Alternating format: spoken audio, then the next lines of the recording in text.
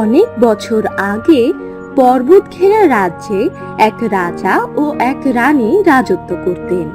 তাদের একমাত্র কন্যা ছিল চন্দ্রাবতী। সে ছিল এক অপার সৌন্দর্যের অধিকারী।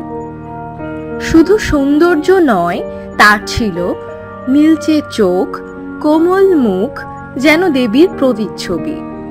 যখন চন্দ্রাবতীর জন্ম হয়, তখন রাজা রানী এক জ্যোতিষীর কাছে যান। তিনি বললেন, কন্যা রাজ্যের জন্য আশীর্বাদ। আস্তে আস্তে রাজ্যে ধন সম্পদে ভরে উঠতে লাগলো। কিন্তু চন্দ্রাবতীর জীবনের সবচেয়ে রহস্যময় জিনিসটি ছিল তার গলায় থাকা একটি হীরের লকেট, যেটা তার জন্মের সময় তার গলায় ছিল। জ্যোতিষী বলেছিলেন, এই লকেটের সাথেই তার জীবন বাঁধা। তার গলা থেকে এটা কখনো খুলবে না। এর সুরক্ষা তোমাদের দায়িত্ব। রাজকুমারী দেখতে যেমন সুন্দর, তেমনি ছিল ভীষণ ভালো মনের। রাজকুমারী দিনে দিনে বড় হতে লাগলো। আমার কন্যার আজ 19 বছর পূর্ণ হলো। আমি তার এই জন্মদিনের উপহার হিসাবে তার জন্য একজোড়া সোনার মহল নিয়ে এসেছি। তা কোথায় আমার চন্দ্রাবতী? আমার কাছে এসো মা। এই নাও তোমার জন্মদিনের উপহার। তোমার কি পছন্দ হয়েছে? কি সুন্দর বাবা, আমার খুব পছন্দ হয়েছে এটা। এখনই পরে আমার বান্ধবীদের সাথে ঘুরতে যেতে চাই বাবা। সোনার মল পরে রাজকুমারীর পা যেন আরো সুন্দর দেখাচ্ছিল। পাহাড়ের রাস্তায় বান্ধবীদের সাথে আনন্দে ঘুরতে ঘুরতে রাজকুমারীর পা পিছলে যায়। তখন তার পা থেকে একটি সোনার মল হারিয়ে যায়। অনেক খোঁজাখুঁজির পরেও সেটা আর পাওয়া যায় না। মন খারাপ করে রাজকুমারী প্রাসাদে ফিরে আসে। বাবা, আমার পায়ের একটি মল হারিয়ে ফেলেছি ওই পাহাড়ের রাস্তায়। অনেক খুঁজেছি বাবা, কিন্তু পাইনি। এটা আমার খুব পছন্দের ছিল বাবা। ওই মলটা আমার চাই বাবা। তুমি যেভাবেই হোক এটা আমাকে খুঁজে দাও। তুমি মন খারাপ করো না মা, আমি যেভাবেই হোক তোমার মল খুঁজে বের করব। এই, কে কোথায় আছিস? এখন এই রাজ্যে জানিয়ে দেওয়া হোক, রাজকন্যার পায়ের মল হারিয়ে গিয়েছে। যে এই মল খুঁজে দিতে পারবে তার জন্য থাকবে মূল্যবান উপহার। অনেকেই এই মল খুঁজতে যায়, কিন্তু কেউই সফল হয় না। একদিন সূর্যনগর রাজ্যের রাজকুমার পাহাড়ের পথ ধরে যাচ্ছিলেন।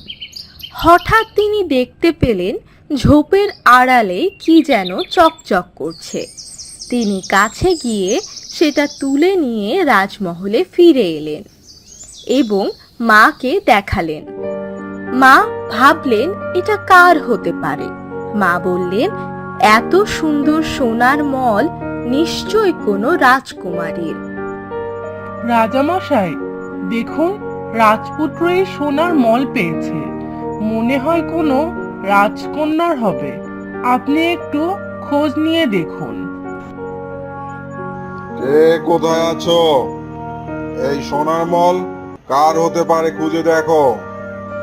কয়েকদিন পর এক সৈনিক এসে রাজাকে জানালেন, পর্বত রাজ্যের রাজা তার রাজকন্যার জন্মদিনে এটি উপহার দিয়েছিলেন। বাবা, তুমি মল নিয়ে রাজার কাছে যাও, সেটা তার হাতে তুলে দাও। সে যদি তোমাকে কোনো উপহার দিতে চায়, তুমি গ্রহণ করবে না। উপহার হিসাবে তুমি রাজকুমারীকেই চাইবে। মায়ের কথা মতো রাজকুমার রওনা হলেন। অনেকদিন পর তিনি পর্বত রাজ্যে পৌঁছলেন। রাজপ্রাসাদে গিয়ে রাজাকে প্রণাম করে বললেন, প্রণাম মহারাজ। মহারাজ, আমি এই সোনার মলটি পথে কুড়িয়ে পেয়েছি। শুনেছি এই মলটি এই রাজ্যের রাজকন্যার। আমি সেটা ফিরিয়ে দিতে এসেছি। বলো তুমি কি চাও বাছা, তুমি যা চাইবে তাই পাবে। মহারাজ, আমি সোনা রূপা হীরা কিছুই চাই না। আপনি অনুমতি দিলে আমি একটা কিছু চাইতে পারি। বলো কি চাও। মহারাজ, আমি উপহার হিসেবে রাজকন্যাকেই চাই। যদি আপনি আমার সাথে রাজকুমারীর বিয়ে দেন, তাহলে সেটাই হবে আমার সেরা উপহার। বাবা, এটা আমার হাতে নেই। আমি আগেই প্রতিজ্ঞা করেছি, রাজকুমারী যাকে বিয়ে করতে চাইবে আমি তার সাথেই বিয়ে দেব। রাজকুমার যখন রাজপ্রাসাদে ঢুকছিলেন তখন দূর থেকে রাজকুমারকে দেখেই রাজকন্যার ভালো লেগে যায়। তাই রাজা যখন রাজকন্যাকে ডেকে জিজ্ঞেস করলেন তখন রাজকুমারী এই বিয়েতে রাজি হয়ে যায়। তারপর মহা ধুমধামে রাজপুত্রের সাথে রাজকুমারীর বিবাহ সম্পন্ন হয়। মহারাজ, এখন আমি আমার স্ত্রীকে নিয়ে নিজ রাজ্যে ফিরে যেতে চাই। আপনি অনুমতি দিন। যখন রাজকুমার তার স্ত্রীকে নিয়ে নিজের রাজ্যে ফিরলেন তখন তার মা তাদের দেখে খুশি হয়ে গেল।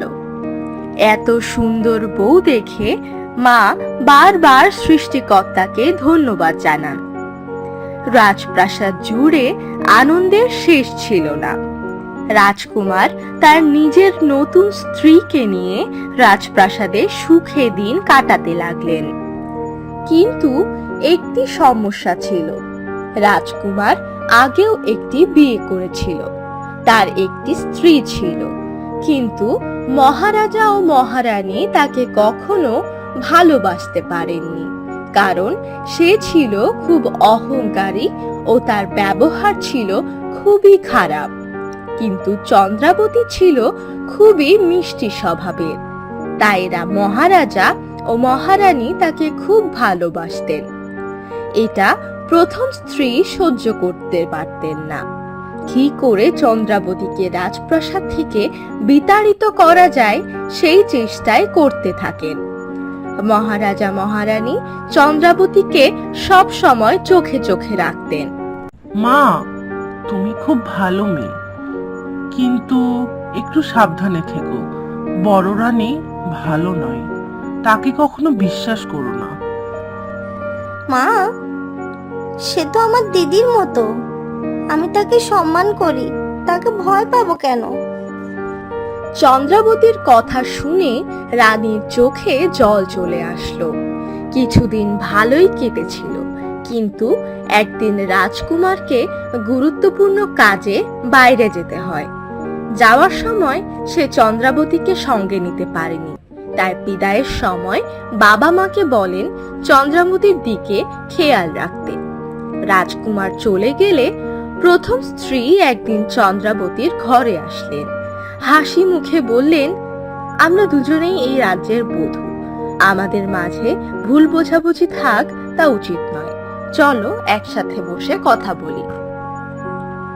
চন্দ্রাবতী হাসি মুখে বসতে দিলেন। এই দেখো দিদি, রাজকুমার আমাকে কি কি উপহার দিয়েছে। তোমার গলার ওই লকেটটা সব সময় দেখি, তুমি কি কখনো এটা খোলো না? না না দিদি, এটা কোনো সাধারণ লকেট নয়, এটার মধ্যেই আমার প্রাণ রয়েছে। পরের দিন রাতেই তিনি নিজের ঘরে বসে বহুভাবে পরিকল্পনা করতে লাগলেন কিভাবে চন্দ্রাবতীর গলা থেকে ওই লকেট খুলে নেওয়া যায়। তারপর তার এক বিশ্বস্ত দাসীকে ডেকে পাঠালেন। বললেন, আজ রাতেই তুমি চন্দ্রাবতীর ঘরে যাবে। যখন সে ঘুমাবে তার গলা থেকে ওই হীরের লকেট খুলে নিয়ে আসবে। খুব সাবধানে কাজটি করতে হবে, কারণ ওই লকেটের ভিতরেই ওর প্রাণ। দাসী ভয় পেয়ে গেল, কিন্তু রানীর আদেশ শুনতে সে বাধ্য। সেই রাতেই সে চুপি চুপি চন্দ্রাবতীর ঘরে প্রবেশ করল এবং খুব সাবধানে চন্দ্রাবতীর গলা থেকে লকেটটি খুলে নিল, আর তখনই চন্দ্রাবতী নিঃশ্বাসহীন হয়ে পড়ে রইল।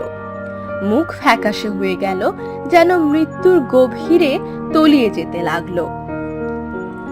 পরদিন সকালে মহারাজা ও মহারানী চন্দ্রাবতীর খোঁজ নিতে আসলেন। চন্দ্রাবতী অসাড় হয়ে পড়ে আছে তা দেখে তারা ভয় পেয়ে গেলেন। মহারাজা প্রহরীকে ডাকলেন এবং প্রশ্ন করলেন গত রাতে কি কেউ রানীর ঘরে ঢুকেছিল কিনা, রানীর শরীর খারাপ ছিল কিনা। মহারাজা রাজবৈদ্যকে ডাকলেন। তিনি দেখে বললেন রানীর দেহে কোনো প্রাণ নেই। রাজ্যে শোক নেমে এলো। রাজকুমারকে খবর পাঠানো হলো, আর চন্দ্রাবতীর দেহ ছোট এক প্রাসাদে বন্দি করে রাখা হলো। কিছুদিন পর রাজকুমার ফিরে এলে চন্দ্রাবতীকে দেখে কান্নায় ভেঙে পড়ল। যেই দাসী লকেট চুরি করেছিল সে প্রতিদিন রাতেই সেই লকেট খুলে রাখত। সেই সময় চন্দ্রাবতী কিছু সময়ের জন্য প্রাণ ফিরে পেত। সকালে আবার লকেট পরে নিলে আবার সে নিথর হয়ে যেত। এ আমার কি হলো? আমার গলার লকেটটা কোথায়? এই লকেটেই তো আমার প্রাণ। এখন আমার কি হবে? আমার কিছুই ভালো লাগছে না। আমি চন্দ্রাবতীকে জীবিত করব কিভাবে? চন্দ্রাবতী, তোমার বাবা মাকে আমি কথা দিয়েছিলাম তোমাকে ভালোভাবে রাখবো। এ কি হলো? আমি পারলাম না চন্দ্রাবতী, আমি পারলাম না। আমি এখন চন্দ্রাবতীকে জীবিত করব কিভাবে? আমাকে আমার গলার লকেট খুঁজে বের করতেই হবে। ওই লকেটেই যে আমার প্রাণ। রাতে আমি কিছুক্ষণের জন্য প্রাণ ফিরে পাই, সেই সময় আমাকে খুঁজতে হবে। আমি এখন বের হব। পুকুর পাড়ে যেয়ে একটু বসি, বিশ্রাম নিই। আমি এখন বের হব। পুকুর পাড়ে যেয়ে একটু বসি, বিশ্রাম নিই। কে কে এটা? দেখে তো মনে হচ্ছে চন্দ্রাবতী, কিন্তু এ কিভাবে সম্ভব? কে তুমি? তুমি চন্দ্রাবতী, আমার চন্দ্রাবতী? তুমি কি বেঁচে আছো? কিভাবে সম্ভব? হ্যাঁ, আমি বেঁচে আছি রাজকুমার, কিন্তু আমার গলার লকেটটা হারিয়ে গেছে। সেই জন্য আমার দেহ নিথর হয়ে গেছে। তুমি চিন্তা করো না চন্দ্রাবতী, আমি কালই তোমার লকেট খুঁজে বের করব। তুমি একদম চিন্তা করো না। যেমন করে হোক আমি তোমাকে বাঁচিয়ে তুলবই।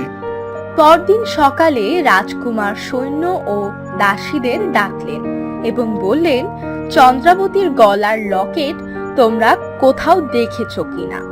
বলতেই হঠাৎ এক দাসীর গলায় চন্দ্রাবতীর লকেট দেখতে পাওয়া গেল। তখন রাজকুমার চিৎকার করে দাসীকে বন্দি করে ফেলল। দাসী তখন ভয়ে সবকিছু বলে ফেলল। বড় রানী তাকে এটা করতে বলেছে সেটা সে জানালো। তখন রাজকুমার রাগান্বিত হয়ে বড় রানীকেও বন্দি করতে আদেশ দিল। রাজকুমার লকেট নিয়ে বাবা মার কাছে ফিরে গেল এবং বাবা মাকে সঙ্গে নিয়ে চন্দ্রাবতীর ঘরে প্রবেশ করে চন্দ্রাবতীর গলায় লকেটটি পরিয়ে দিল। সঙ্গে সঙ্গে চন্দ্রাবতী প্রাণ ফিরে পেল। অবশেষে বাবা মার সাথে চন্দ্রাবতীকে নিয়ে রাজকুমার সুখে শান্তিতে বসবাস করতে থাকলো।